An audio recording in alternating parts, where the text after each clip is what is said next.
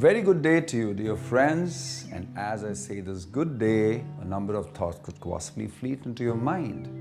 What is this guy saying this good day for? Possible, maybe in a very casual manner. You might think, is it just a perfunctory good day? Or wishful thinking that the day could be good? Or is it that he doesn't have a better opening line? A number of thoughts could possibly move into your psyche. Now, when you're talking about this, it all depends upon what I'm communicating through the twinkle of my eyes, the shadow that possibly crosses my eyes, the twist of my mouth, or maybe the knitting of the eyebrow, a number of things. So it's all about effective communication. So friends, I can talk loads and loads about communication, effective communication. You know quite a lot.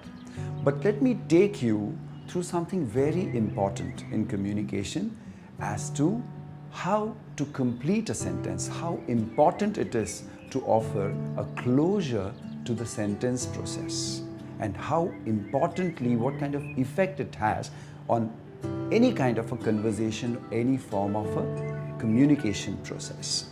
Often, friends, we get the occasion to talk a lot. People put forth a question which could possibly get us excited.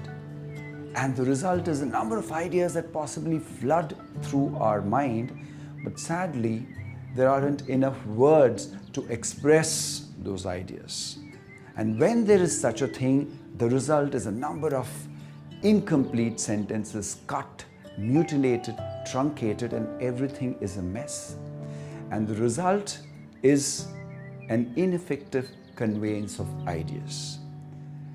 Either you convey an idea which is absolutely incomplete, or possibly you don't convey any idea. And the worst part is you have an awesome audience willing to listen, which is a rarity, because in today's time nobody has the time to listen to anybody. And here we have somebody who's willing to listen to you, and we literally botch it up. So in a particular kind of a situation, especially suppose it's a formal situation of an interview or something, just see the effect it could have on you. Let's take the case of Samir. Now, Samir has cleared his chartered accountancy exam in the first go, which is phenomenal. He has everything on a silver platter. Anybody will be led to believe that whatever he covets for, whatever he desires, is ready for him. He desires to get the job as a financial analyst in a leading foreign bank. And definitely he could have. Let's see whether he does or no. He goes for the interview. The initial rounds go fantastic because it's all concerned with his core competency. Then comes the HR round. He wishes the panel of interviewers, and one of the interviewers puts him off his feet by putting a very fundamental question. Sammy, tell me something about yourself. But Sammy doesn't expect this. So what he does is a series of such sentences. He says, well, I am an introvert. Well, all right, my friends think okay, let me tell you something. The other day I went to the mall, but my friend thought that I'll just let you know. What does he come across as? A series of such cut sentences.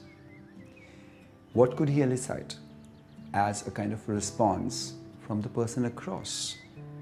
A condescending smile, an impatient nod of his head, a twisted eyebrow, a knitted eyebrow, any of those things. Let's assume that interview is a little more nicer, a little kinder. And he says, okay, Samir, let me put another question. You are on your way to this interview venue. You're about 2 kilometers away and about 5 minutes away. And just when you approach the nearest traffic signal, it turns red. What would you do? Samir, in a very clear tone, says, sir, for me, adhering to rule is a very, very important concept. Rules have been made for everybody's common benefit. I would definitely not flout any kind of rule I'd rather wait for the signal to turn green. At the most, I might lose a little bit, maybe a minute and a half, but I'll speed up and compensate for it. The rest is my ability to convince the person across. Very impressive, mighty impressive. In all probabilities, the interviewer would definitely think his earlier opinion about him was not too right, and hence he has a much better position. An advantageous position is what Samir builds up for himself. On the contrary, suppose Samir says, it depends on maybe possible on that. I just think it all depends upon whatever it is. Suppose he comes out with this. Again, what does he convey? He conveys again that he is somebody who's definitely not a very decisive person. He's not an intra person. He's not in his personal life when it comes to his emotional self, his moral base, possibly he's not very, very sure. And the result is for everybody to guess what the result could be. Friends, what do we learn from the story? What is the moral of the story? Definitely, what you say is important, but how you offer a closure to what you say is much, much more important. It tells volumes about you as a person. You will come across as a person who's decisive, not only in his personal space, but even when it comes to his work. You are the kind of person who would be focused to bring to the table an idea which is well closed, well completed.